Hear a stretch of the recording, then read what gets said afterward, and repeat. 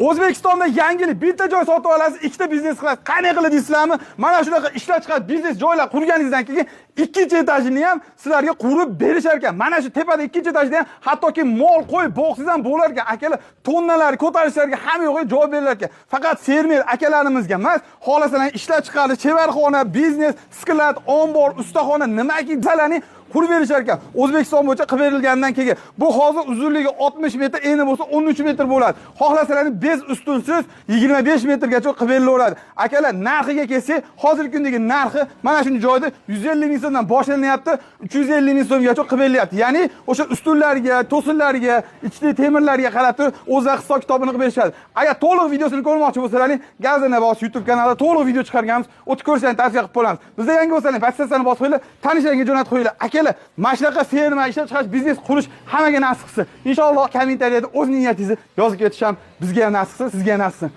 Lakam bosib qo'yavering.